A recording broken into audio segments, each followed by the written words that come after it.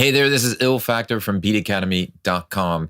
I'm going to be recreating Miley Cyrus's Flowers and sharing some music production tips along the way. So let me show you the finished product.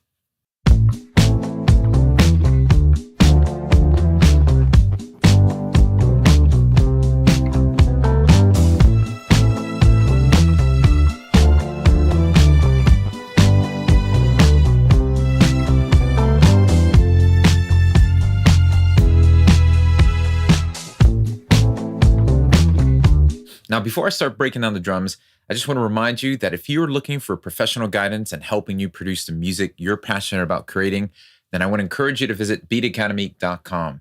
That's where I'm spending a lot of my time and energy investing and pouring into artists and music producers who are ready to take their next step with their music production. So once again, visit beatacademy.com for more information. All right, let's start with the drums. So as I listen to the reference, we've got a straight ahead groove locked in around 118 BPM and a nice acoustic drum kit, nothing too big, reverb or room wise. So it's gonna be pretty dry. So I'm gonna head over to Excellent Audio's Addictive Drums 2. That's gonna be my starting place. And then we'll start layering and adding some nuances to really capture the tone and the texture that I'm looking for. So here is the actual pattern. You'll notice that the hi-hats are pretty faint, and that's done on purpose. One, with adjusting the velocity to have each of the hi-hats pretty low in the velocity. And you could do this by just going over to all the hi-hats and then hitting the command button and going up and down. Or just going into the actual Addictive Drums 2 mixer and lowering the volume. So I'm doing a little bit of both. I'm lowering the velocity and lowering the volume of the hi-hat. I don't want much of the room mic, so I love that I have the ability to balance the overhead mics and the room mics, and they sound great. So, but I don't want too much of the room present. That's a good spot there. And then just kind of balancing and blending, and I really haven't done anything to touch the actual drum kit that I'm using. For this kit, I'm going with the vintage dry kit that comes with Excellent Audio. It's a separate expansion pack. After that, let's use some overdrive to give some bite and all-around grit to the drum.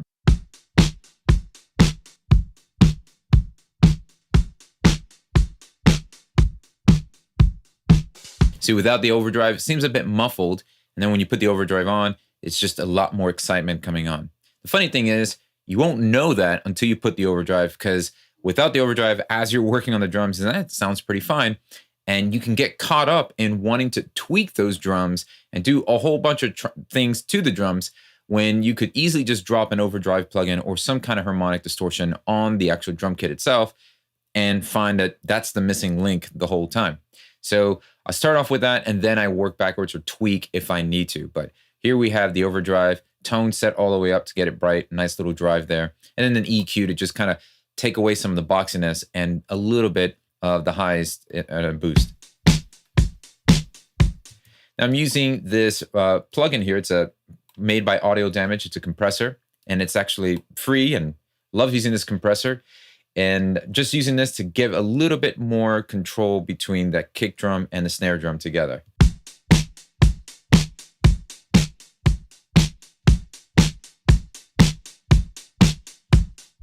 Then I'm going to go ahead and duplicate or take the same Addictive Drums pattern by just hitting Option and dragging that into a MIDI track, just like this.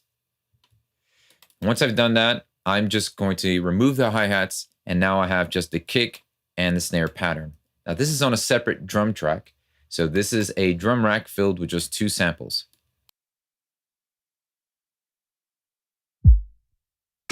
So I've got a kick drum that I've placed in there, filtering it out, so it's just really handling a lot more of the low-end beef that I'm missing by kind of overdriving it and putting, doing what I'm doing to the Addictive Drums. And I just wanted a little bit more beef on that bottom end. So I'm going to layer the acoustic drum kit with another kick drum.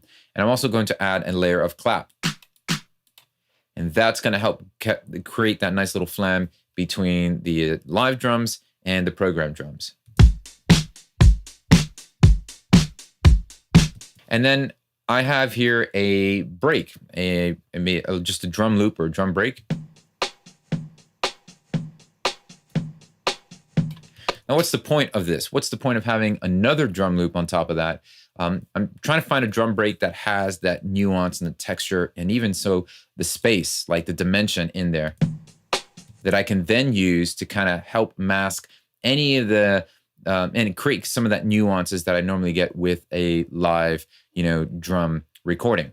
I'm not trying to capture a live recording. I'm just trying to add a little bit more glue to the program drums that I created. So this is all of them together. I'm going to group all these two together and put them on a drum bus. Now I'm using Ableton Live's drum bus plugin, and the most important aspect of this plugin here is this transient designer. Moving it over to the left means that I'm reducing the sustain.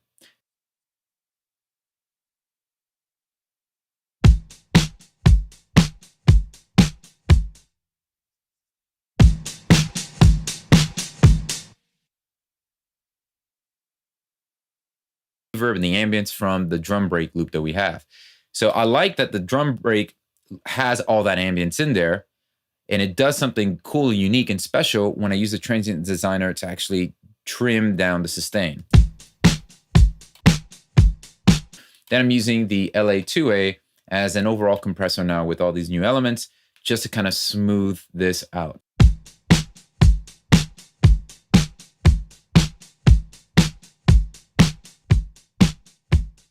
You can especially notice between the kick and the snare how they just stick out, and everything in between feels like it's just lost in a valley. With the compressor, the lower parts become higher. It's not necessarily that the kick and snare become louder. It's just the stuff between the kick and snare now are more evident, and it just feels like everybody's a little bit more on the same page, making it feel a little bit more glued.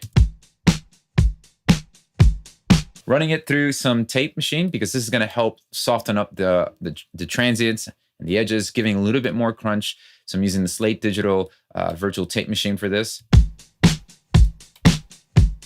And then a couple of EQ decisions that I'm making now. I've got a little bit low end boost here. I'm doing something a little unique here. As I was listening to the reference, I noticed that there's a nice wide, there's a lot of crispiness coming in on the side. So I set the FabFilter EQ to stereo placement, left it on side. And instead of just increasing the stereo, boosting this frequency stereo-wise, I'm only boosting it for the side. So it gives me that nice, it gives this feel of like the drums are just kind of wider, but only on that frequency range. So I'm going to do a hybrid approach here. I'm going to do a programmed bass, but a played guitar part. I'm going to record my guitar part. I was actually wanting to do a recording of the bass and then program guitar, but I decided to go the other way around. And the reason for that is because I just like the muting texture of the recorded guitar more than, the recorded bass. So for the bass, I'm going to use IK Multimedia's Moto Bass. And for those of you who, I love this bass plugin. I know that they're at IK Multimedia has Moto Bass 2 with a whole bunch of new features. And they also have a free version of Moto Bass that you can check out on their website that just has one model. I think it's actually this P bass here, but a lot of the options that you can normally do with Moto Bass are still available there. And it sounds great. So might as well just jump on that and use that. And this is the exact same patch that I'm using here. And I'm just bringing up the muting up to 55%. So let's take a look at the bass part here.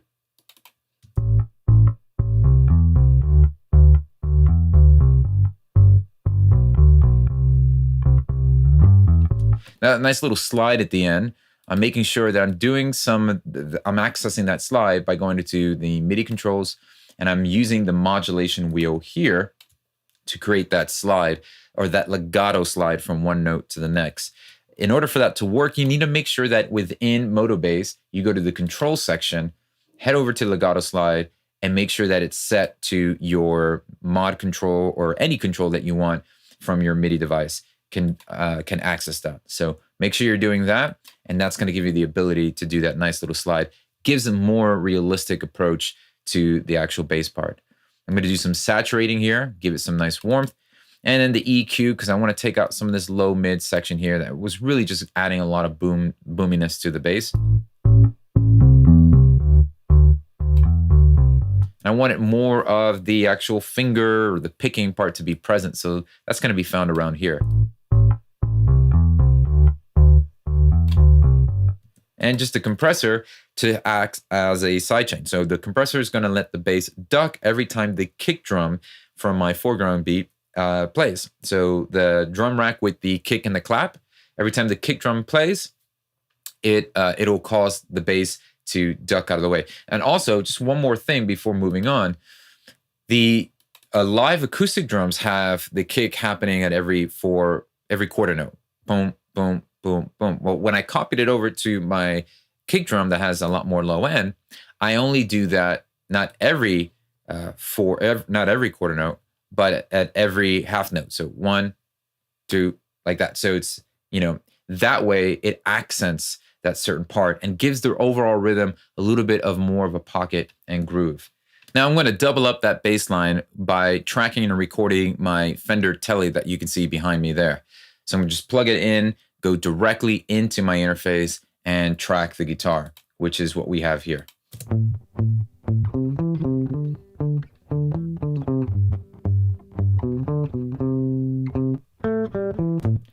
So that's the guitar direct in. And I'm just using a gate. I'm going to start off with that to take out any unwanted noise. I'm using the amp simulator here with Ableton Live to get a little bit more grit and just a little bit more bite from the guitar part. Not too much though, because I do like that dry sound. I was experimenting with the cabinet and decided to just not even have it in there. Use the EQ to swipe out some of the low end so that it balances out well with the bass.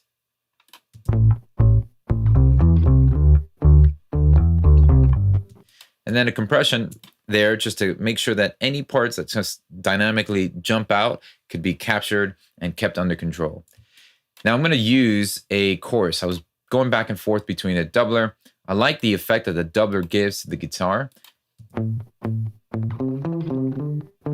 Could be used for a really cool slapback type of effect.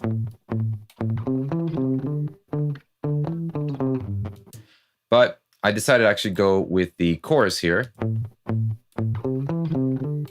and help just kind of blur and smear that sound, a little bit more stereo with that. So let's take a listen to the groove so far. Guitar, bass, and the drums.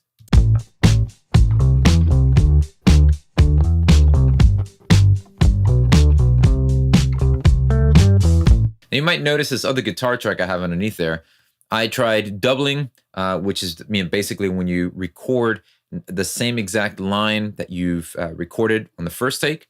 So I doubled this up with another guitar just to give a little bit more thickness to it.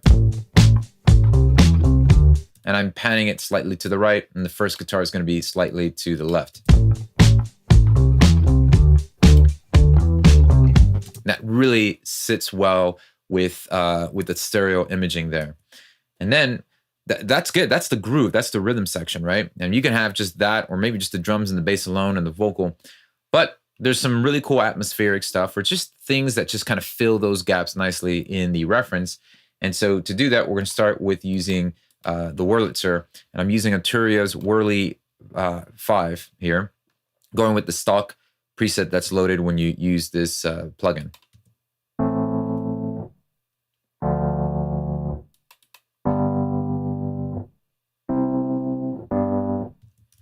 And just a little bit of space with some delay and filtering out the Wurlitzer and reverb on top of that.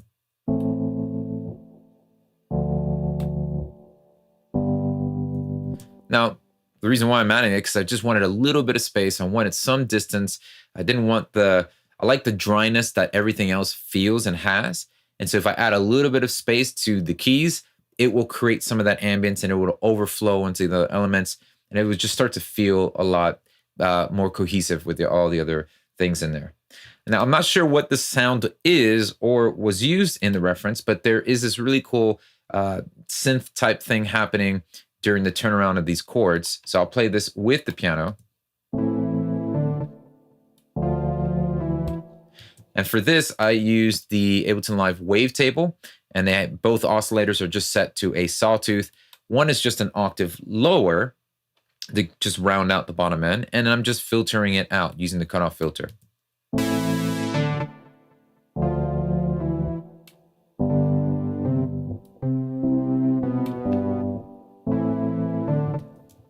There you go. Now, then we have the string section that comes in on the second part of the chorus. You might see BBC Symphony Orchestra here. I started with the Spitfire, but then I switched over to the Ableton Live string collection pack. And because I wanted to feel and sound a little bit more disco. I love the Spitfire stuff, and the BBC Symphony one just sounded a bit too big.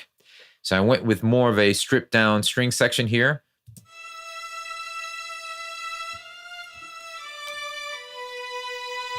EQ to just take away some of the low end. And then you can use the chorus plugin in Ableton Live. When you set it to vibrato, you can create that nice pitchy warble type of tone or vibe that you normally get with a lot of other plugins by just increasing the amount and playing with the rate.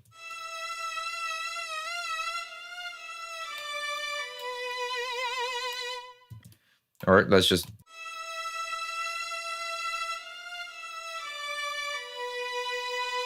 And then we have a really cool percussion part that I programmed because I could hear it at the very beginning of the reference. Happens in the nice little intro that we have where it's just Miley and some of the keys going on. But then it actually starts to pick up and becomes an actual important role of the actual pocket and groove of the drums. So here I'm using some percussion. I'm using the Addictive Drums 2 again, but this is the Session Percussion expansion.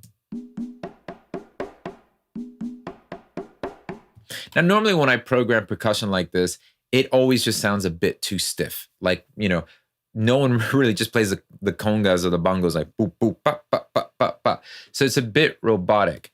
So what I like to do is just add a little bit of delay. So I'm going to go and send some of the drums or some of the percussion to return track A, which has an echo plugin on here, which will be some of the delay set to an eighth note.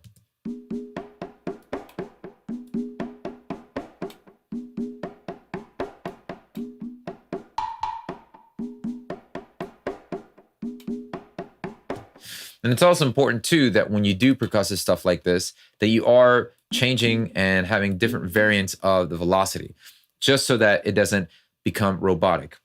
The robot stuff really is evident, especially with percussion. So try to just go and adjust velocity from time to time with the different percussion parts. So let's check it out with everything else.